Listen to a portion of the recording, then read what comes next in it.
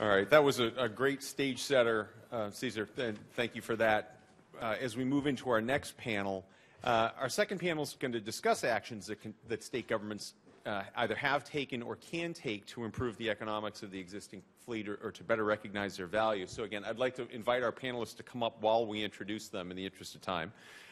With us, we have Executive Vice President Joseph Dominguez of Exelon. Joseph leads the development and implementation of federal, state, and regulatory, governmental, regulatory, and public policy strategies for Exelon Corporation. We've got Jessica Lovering, who's the director of the energy program at the Breakthrough Institute, which is a research institute focused on changing how people think about energy and the environment. We've got Delegate Sally Young Jameson, who has served in the Maryland House of Delegates since 2003, representing Charles County, District 28. Delegate Jameson chairs the National Conference of State Legislators Nuclear Legislative Working Group and has done so since 2010.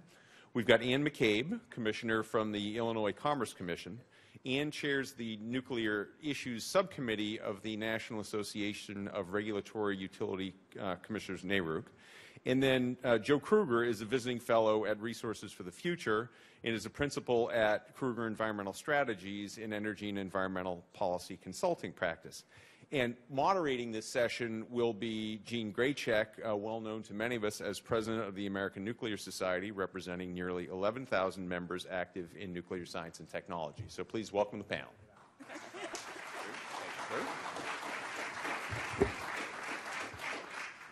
Good afternoon.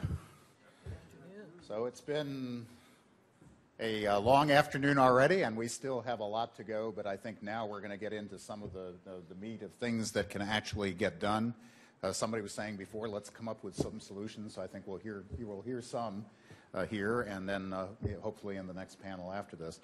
So again, I'm Eugene Grecheck from the American Nuclear Society, and I'll just give you a little background about how we got involved in this. About 2 years ago, when the Clean Power Plan draft was out for comment, some of our members, some of our graduate students, as a matter of fact, in the ANS came to us and said, you know, we've just been looking at the formulas in the Clean Power Plan draft, and it looks to us like in many parts of the country, you could actually shut nuclear plants down, replace them with gas, and actually get credits for against your carbon allotments, and said this is not a good idea. You know, what's ANS going to do about that? So back in the end of 2014, we did mount a pretty substantial grassroots effort to comment on the draft Clean Power Plan that was out at that time. And to EPA's credit, they did make changes. Obviously, in our opinion, not enough, but it did get us starting to talk about how can we affect the policy that is clearly coming. So we made the observation pretty early in 2015, that the real effort, if it was going to happen soon, would be happening at the state level, either in the state's implementation of the Clean Power Plan. We did not anticipate in early 2015 the rash of announcements of closures that we've seen recently, but it was pretty clear to us that state action is where much of the game would start getting played. And it became apparent that there was not really a lot of information at the state level about either the impact of nuclear power in their state or the things that they could do to influence the decisions that were being made. We formed a committee to look at that, and many of you are probably familiar with the two reports here that I have, and there's some of these still out at the table at the front, so if you find to be interested in, there's out there. They're also available electronically at the ANS website, ans.org. You can find it there. First of those is a toolkit, and it basically just said, we're going to look at all of the various things that you can do at the state level, and tried to put them all in one document that we could be able to talk to some of our state legislators, regulators, the governor's office, energy departments. And again, as I mentioned before, what we were finding is that there was a great deal of lack of information. It was not that there was opposition. It was not that there were people who were saying, no, we don't want to do that. There was just really a lack of information about the economic impact of the existing plants. In some cases, we found lack of awareness of the fact that the plants were even there, and which was pretty surprising to us. And also, what are the options? What kinds of things can be done in order to influence the commercial decisions? So the toolkit has a wide variety, ranging from how can we change the revenue picture, how can we could produce more revenue certainty to the plants, whether that's a power purchase agreement of some sort, some mandate to purchase carbon-free generation. Several people have already mentioned this idea of making clean energy portfolios as opposed to simply limiting it to the brand name renewable. Carbon taxes are obviously a possibility. What can we do within the space of the Clean Power Plan to make sure that the proper decisions are being made? And if those are not enough, then perhaps states can actually have to start look at restructuring the business. So either that means re-regulation, maybe it means public ownership. I mean, we really don't want to be, we're not advocating for any of that. We're just saying that if the markets cannot be adjusted, or if the incentives cannot be adjusted, then perhaps that's the other step. And finally, the whole concept perhaps of disincentives to shutting down plants. So to give just a very, very quick anecdote about it, most of you are aware of what it takes to license a nuclear power plant. Because that's a major federal action, it requires a very extensive environmental impact statement. It requires an extensive amount of review, including the impact of a plant on the local community. So we get into extensive discussions about the effects on highways and traffic congestion and schools and all this kind of thing, in terms of, with the implication that somehow that's all a negative impact that needs to be mitigated somehow. So eventually you get through that entire process. The Nuclear Regulatory Commission feels free at that point to issue you a license. You go build the plant, you operate it. And now, if because of economic conditions or market situations you decide to shut that plant down, none of that occurs. There is no evaluation at all about the impact on the community. There is no evaluation at all about what happens now when all these good-paying jobs go away. So it's the exact opposite of all of the work that you had to do at the beginning. That seems like a real big imbalance. It just suggests that there's something wrong with the process where you can have really negative environmental and community effects, but there's really no public process to discuss it. So with that background, we have a really good panel with us here. We have people that are going to talk about some of those aspects of things that states can do that are mentioned in the ANS toolkit. And so I'm going to, at the interest of time, get started here and start with Joe Kruger with the Resources of the Future, who's going to tell us a little bit about the Clean Power Plan. And so, Joe, as states consider their plans for implementation of the Clean Power Plan, what features will have the greatest impact on the viability of existing plants, and what are some of the options that they can use? Yeah, well, the Clean Power Plan provides a lot of flexibility for states. And this is, in many ways, in the interest of the admonition in the last panel for straight talk, this is both a blessing and a curse. It's a blessing, I think, because it allows states to really tailor their state plans in ways that the states feel is best for their states and their resource mix and so forth. In the case of something like protecting the nuclear fleet, however, I would argue that it's less of a blessing, put it that way, because I would argue there is actually a best approach that states can use to protect the nuclear fleet. And I start really with the premise that the clearer the price signal, the carbon price signal, and the more comprehensive that price signal is in the electricity sector, the better it is for the existing fleet. Now, I would argue it's just better policy in general, but we could talk about that in a different discussion.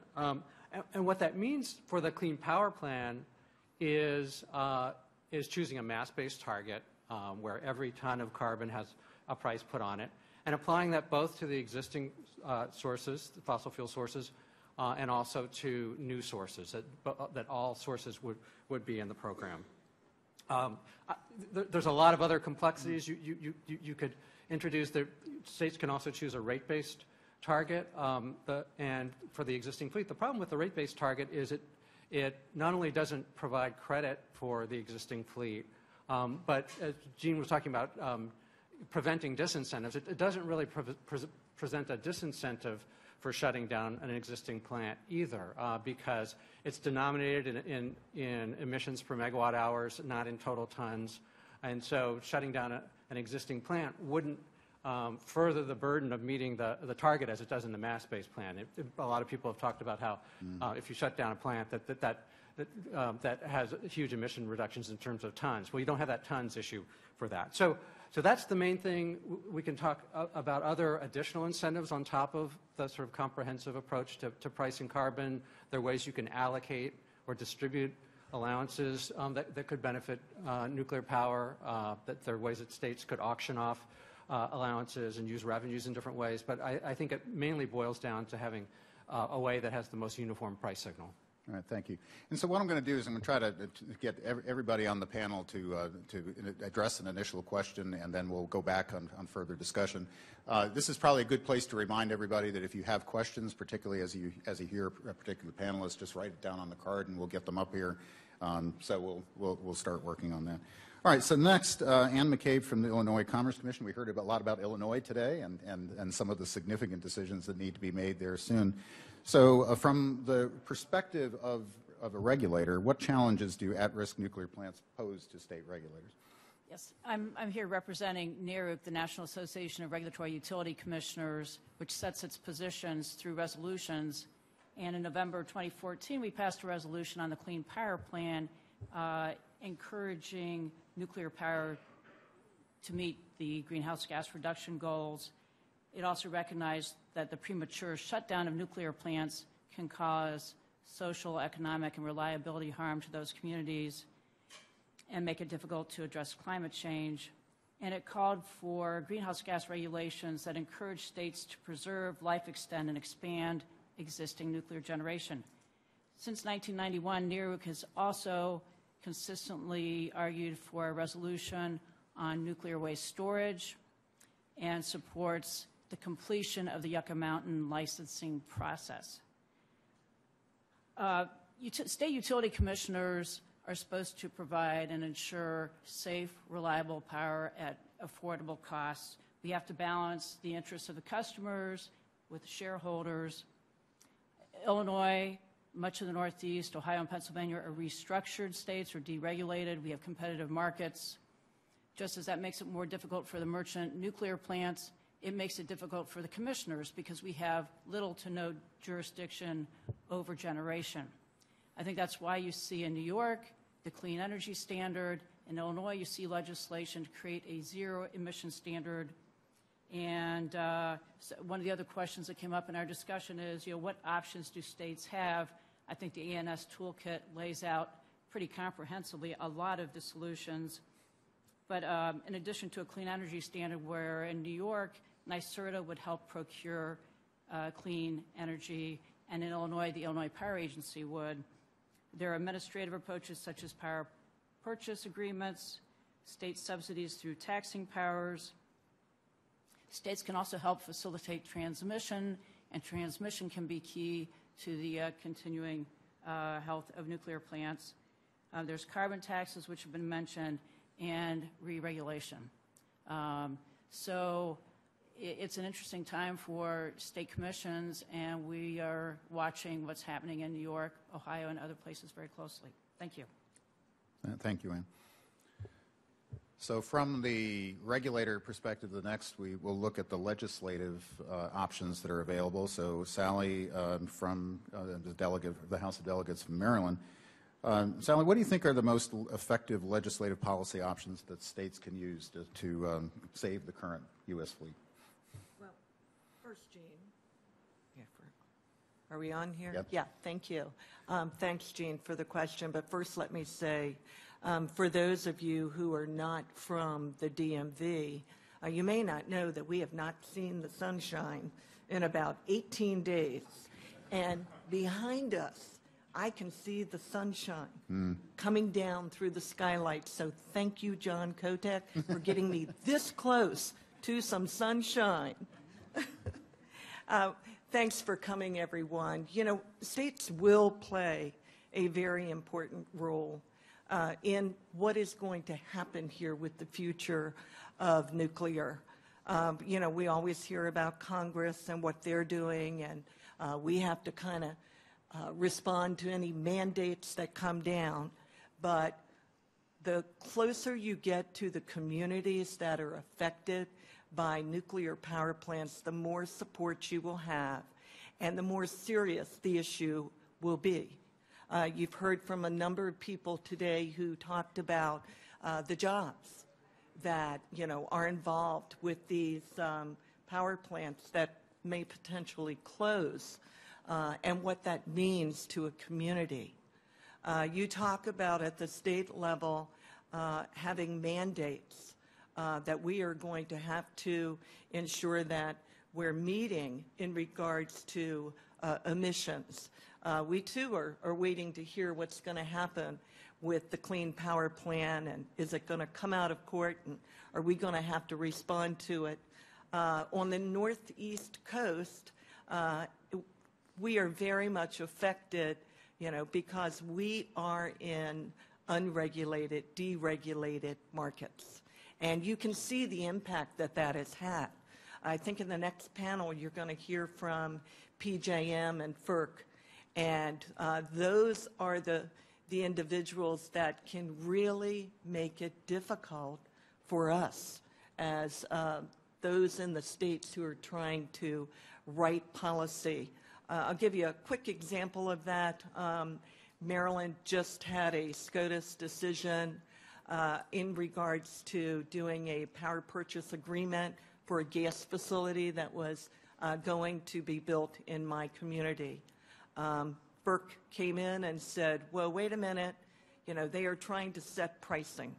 You know, they are rate making. That doesn't work. That's what we do. States don't do that.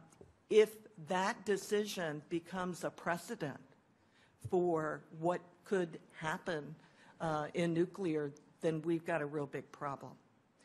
So we're constantly at the state level trying to balance what is going on. Someone spoke about education.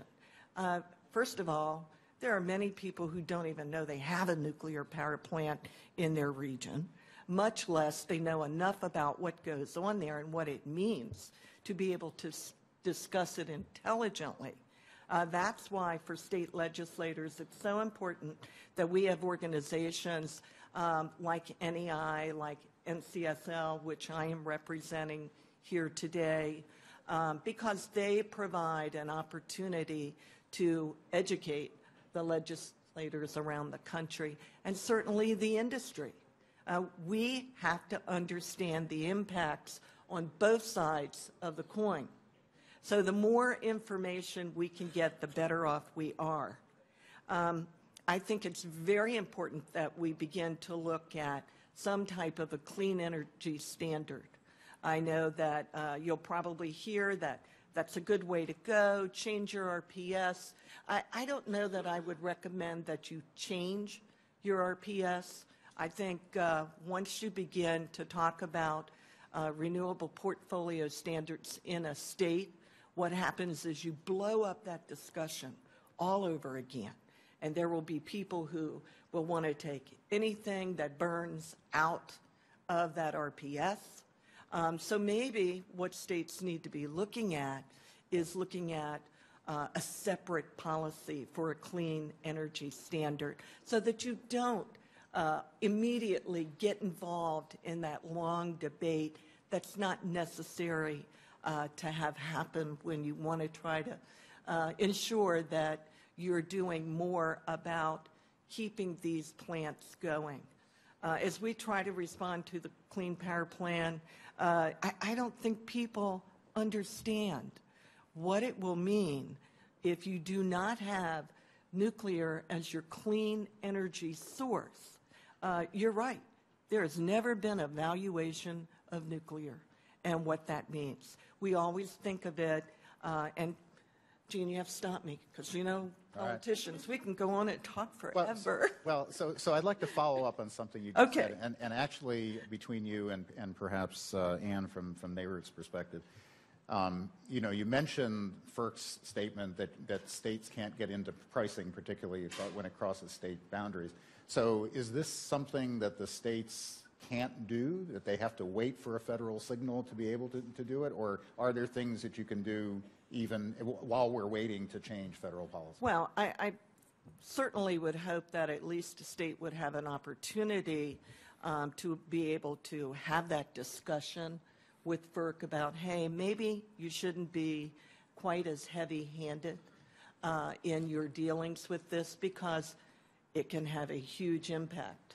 I think there are a lot of things that state can, that various states can do, but certainly, we recognize there's a difference between the state and the federal governments, and that there are federal agencies that we have to deal with, but we are also the ones that will have those impacts in our community. So I think, therefore, that makes us a stakeholder. We need to be there, and we need to understand the total impacts that there will be if there isn't some leniency given in this situation. And just to follow up on that, we've had most of the discussion today has focused on the deregulated markets and how those are dysfunctional. But we shouldn't be coming away from that with the idea that somehow within a regulated market as they currently are created, that everything is wonderful. Because most regulators have a situation where they're mandated to go for the lowest cost option or whatever the legal language is. So within a regulated environment, are there things that can be done in terms of pricing or incentives that could provide more support for the existing nuclear plants? I think regulated states, vertically integrated states, have an integrated resource planning process where they have a lot more that they can do for resource adequacy, reliability, fuel diversity reasons than the restructured states can, right. Which is why you're seeing administrative and legislative proposals in the restructured states. And Gene, I also think that this provides an opportunity, as we heard earlier, people may want to think about re-regulating. Well, it's very hard to put everything back in that box. Mm-hmm. So maybe we begin the development of a hybrid, some place where maybe nuclear does become regulated within our state systems, and then other things are done in a non-regulated market.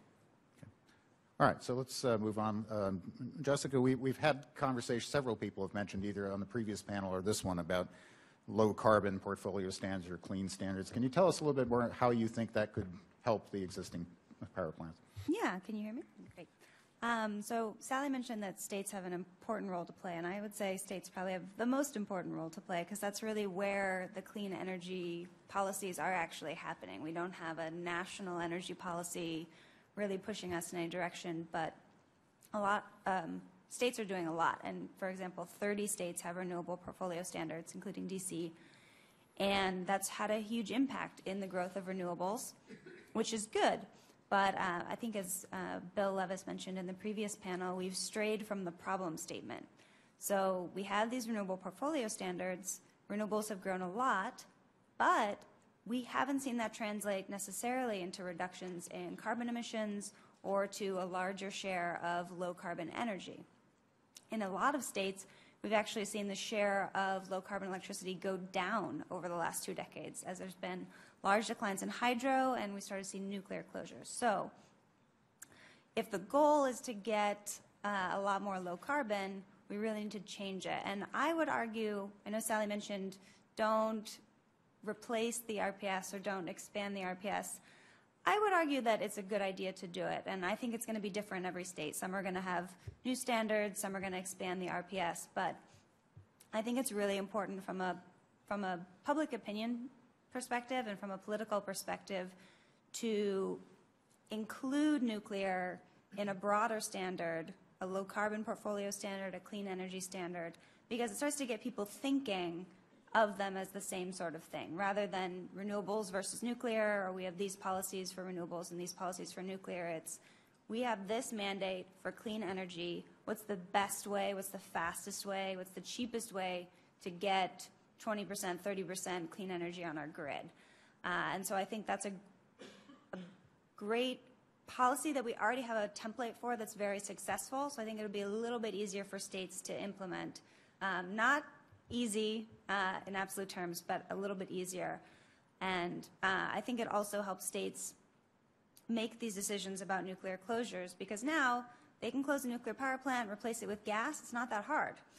In fact, in a lot of places it's easier. The Clean Power Plan doesn't really stop that. But if you have a mandate that includes your existing nuclear power generation, if you're going to close a plant, you have to think how you're going to replace all those megawatt hours, gigawatt hours, maybe 10, 20, 30% of your state's electricity with renewables, and that's going to be very difficult. If you can do it, maybe you want to do that, but I think it's going to make utilities and states think a little harder about how they can keep those plants open, because it's very difficult and very expensive to replace them with other low-carbon generation.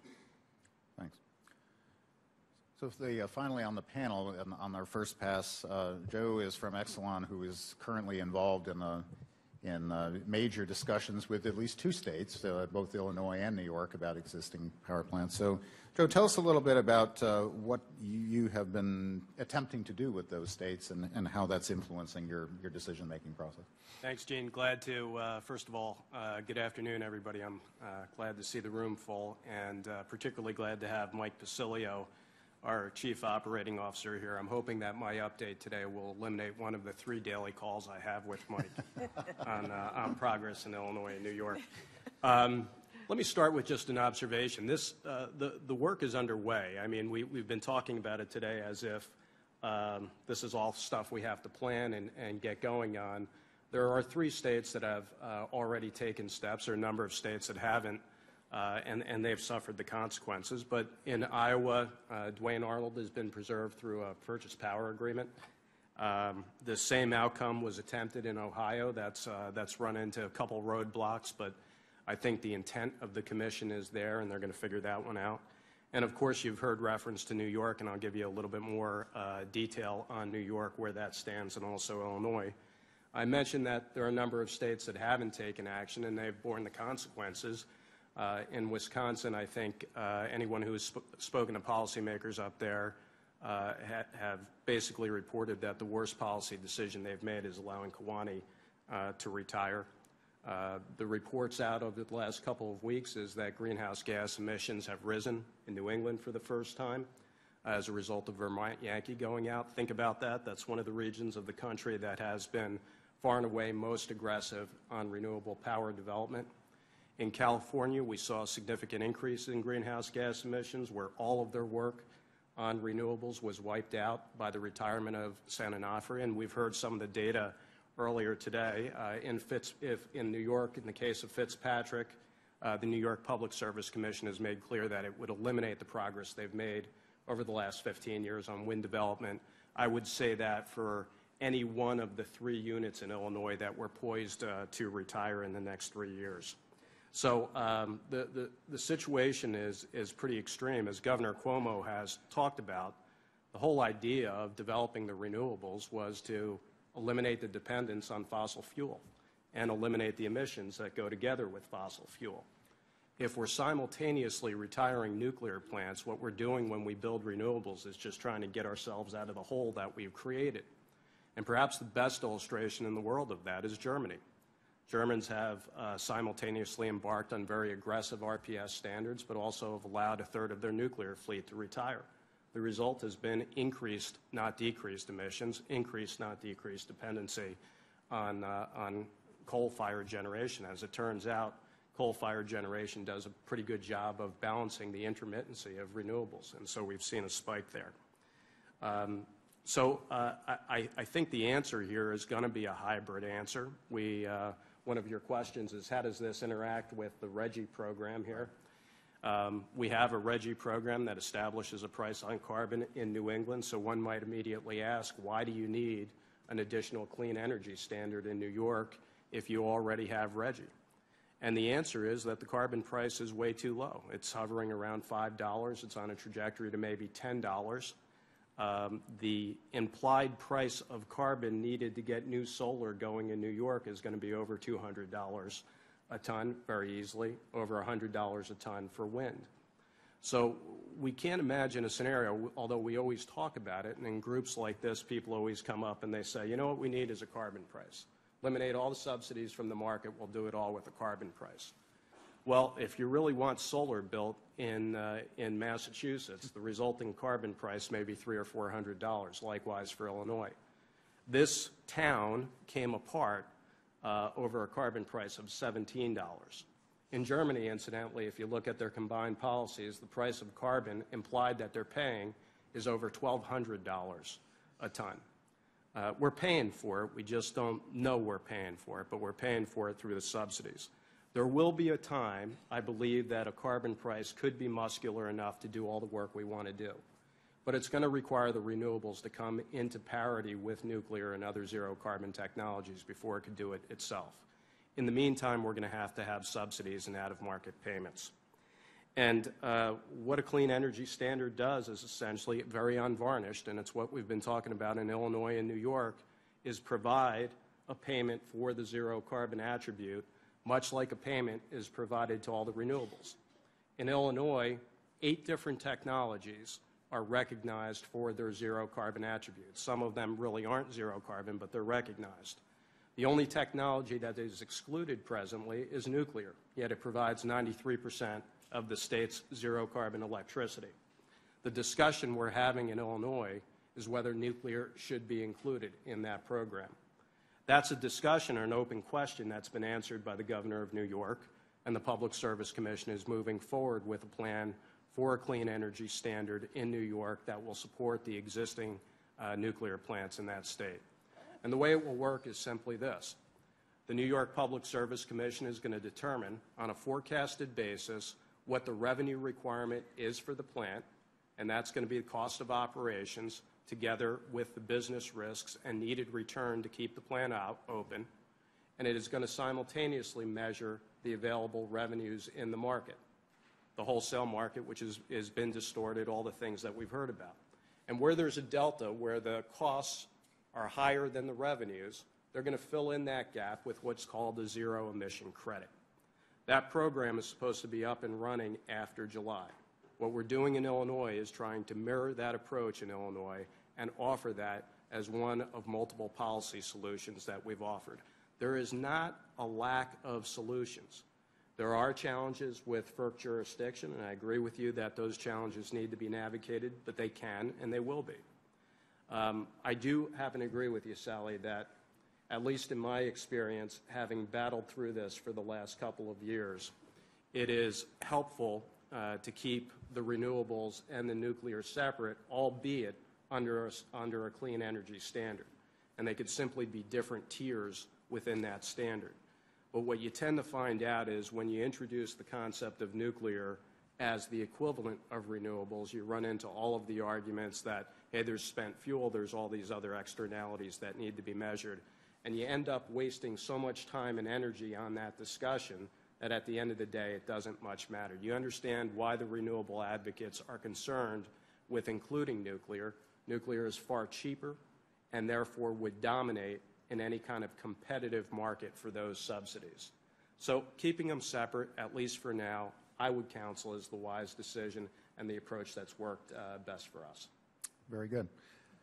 So we've got a little bit more than 10 minutes left in the panel, and so I'd like to encourage again that if we have questions from the audience, we start getting them in. While we're waiting for those to come in, I want to pick up on a comment that a couple people made, and was also made in one of the previous speakers, that said one of the difficulties that nuclear faces is because nuclear, the word, has all these negative connotations, and therefore it becomes politically difficult to do something about it. It reminded me, I saw an opinion poll not too long ago that said something like 20% of the public believed that the biggest contributor to carbon in the atmosphere was nuclear plants. So, you know, clearly we've got a big job in front of us. So between any of you that'd like to comment on what can we, Joe, maybe we'll start with you. What can we do both at the state level and local level and federal level, for that matter, to really enhance the understanding of the voters in terms of what the impacts of nuclear are and what the negative connotations are of losing this resource? Yeah, it's a great question. And I think there's been something of a move among some folks on the environmental side towards appreciating the benefits, particularly of existing plants, in seeing sort of what a big chunk of emissions that the existing fleet actually avoids. I think there's no silver bullet. Certainly, there are potentially kind of coalitions in the clean power plant context behind people who, for a variety of reasons, want to see this sort of comprehensive approach to the state structure for mass targets that apply to both existing and new sources. And that could create some strange bedfellows and allies for people who are arguing the same thing for nuclear power. But I think continuing to explain just the clean air benefits of nuclear power and what the implications would be for retiring some of the existing fleet. Mm-hmm. Jessica, would you add anything to that? Yeah, what I was going to say is there has been some movement on this, but just telling the story of what happens when plants close. In California, our greenhouse gas emissions shot up 50% in 1 year when San Onofre closed. Half of that was from hydro, but half was from the natural gas to replace San Onofre. And that's in a state that's trying to decarbonize 80% of their power sector. That's a huge setback. And it's very difficult for us to reach that carbon target without our nuclear. So similar, how much additional emissions we emit in the Northeast or California or other states or Germany when they close their nuclear, and really putting that in perspective compared to the huge decreases in carbon emissions that we've seen nationally in just the last 5 or 10 years. Most of that's from natural gas replacing coal, but we could lose even that marginal benefit with just a few plant closures. So. Right. So it's important that message be transmitted, because I think that it's largely not understood by the majority of folks that are listening to it. So we had several conversations. Joe, you mentioned the work that you're currently doing in New York and Illinois. From the other members of the panel, are there any other states that if somebody was going to say, here's where I ought to look for where I think something could be happening soon in terms of a clean energy standard or something, where do you think those actions are? So? I think we've got the evidence that this year in state legislative sessions, there were a number of states who had bills that dealt with some of these very issues, clean energy standards, what they could do to support nuclear. We've got a couple of states who have come out and determined that they needed to move away from their, many of them had in place law that said they could not have nuclear power plants, new nuclear power plants built until they did something about the nuclear waste that was stored on those sites. So I think that if you are looking for legislation ideas, there are plenty out there. NCSL has a lot of potential legislation that might work in your state. I know many of the other legislator organizations have those sample legislation that has been passed and perhaps would work, or something you could use just as a base to get started on trying to present something that would be effective in your own state. I always like to say that in nuclear, the N in nuclear, to me, stands for the word nexus. Because if you look at the issues we have facing every state in the nation, it's all about clean water, healthy air, and clean energy generation. And when you think about what of all the options we have out there for generating electricity are, you have to remember the first thing that should come to your mind is nuclear, because, it is good for the air, it's not harmful to the water, and certainly is an efficient form of generation. Educate not only your legislators, but your communities. I think that's very, very important. And Lord knows there's lots of people right in front of me who have all the knowledge that you need in order to help a state understand how important this issue should be to each and every one of them. Thank you. Joe, let's go back to the Clean Power Plan for a moment. One of the questions we received from the audience was, how do you expect states to be able to resolve the problems that we've been discussing here when the Clean Power Plan so essentially ignores it does ignore the existing nuclear units and really doesn't talk that much about the future ones. So can you expound a little bit more on some of the options that you were mentioning before about how nuclear can play a part in terms of a strategy to meet the Clean Power Plan? Yeah, particularly within, I think, the framework of a mass target, I think nuclear would certainly be compatible, and some of the additional policies that we talked about for nuclear are certainly compatible with a mass target. Any policy that reduces tons, that automatically gets measured at the smokestacks, and that's a good thing as far as the Clean Power Plan. So that's number one. And states do also have the option, and I touched on this a little bit, to go beyond just the price signal of the carbon price, which I think actually will be quite low in the case of, as some of the recent modeling has shown for the Clean Power Plan, to use some of the revenues or the value of the allowances in a Clean Power Plan state plan to do a variety of different things. Some states may want to do things that support renewable energy or energy efficiency, but there's nothing to stop a state from also using some of that allowance value in different ways to support the existing fleet. So I think there's a lot of different approaches that can be used. I don't want to imply that the Clean Power Plan alone is going to do the trick. I don't think that the prices will be high enough. I think other complementary policies are important as well, but I also think it's important to keep an eye on the longer term. And I think it's hard to argue that the Clean Power Plan is the final word for carbon price or carbon regulation in general in this country. And so taking a long-term view of what future prices might be could also impact a view of the importance of nuclear power. Thanks.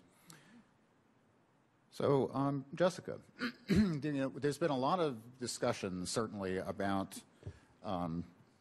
clean power targets, however they are being applied. And I think, again, in terms of informing not only the public, but in terms of decision makers, I think if you were going to ask the general person what big gains are being made in climate and what's a big gain in power production, people would say, look at this tremendous growth in wind and solar. I think that seems to be the story that people hear. So despite that growth, what we're hearing is that every time you shut down a nuclear plant, not only do you wipe all that out, but on the other hand, you're actually raising emissions.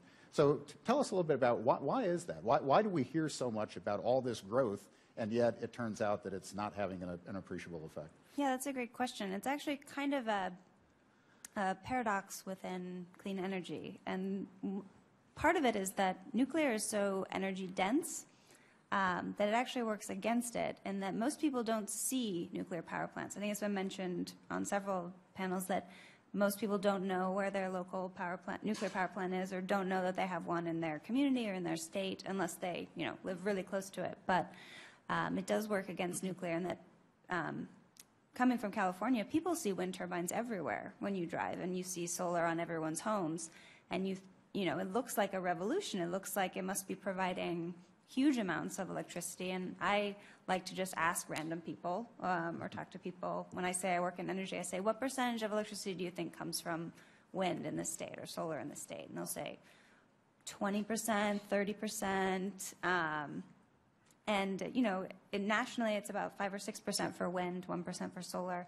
But people see it everywhere, and that's because it's very dispersed. It's not very dense. You have to cover huge areas in solar to get the same amount of electricity as you would get from a very compact nuclear power plant. So I think that's part of why people think so much is happening. And it's also that there are so many there's a huge suite of policies and subsidies and supports in every state.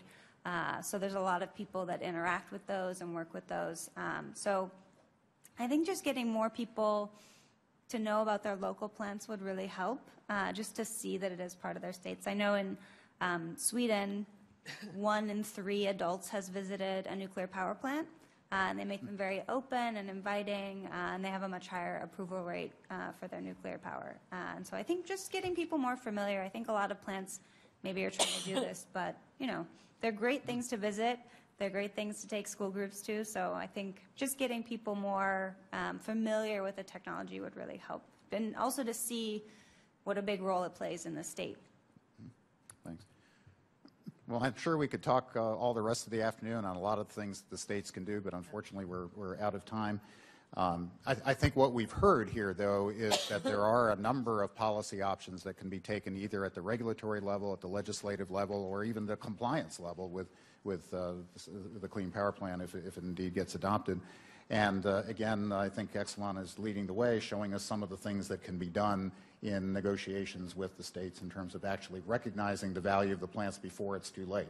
It doesn't help us much to have nice theoretical discussions about things that can take 5 or 10 years to do when we have plants that are looking at survival for over the next 9 months or something. So I think it's a good example of what can be done there. I want to thank our panel for contributing today, and thank all of you for your attention.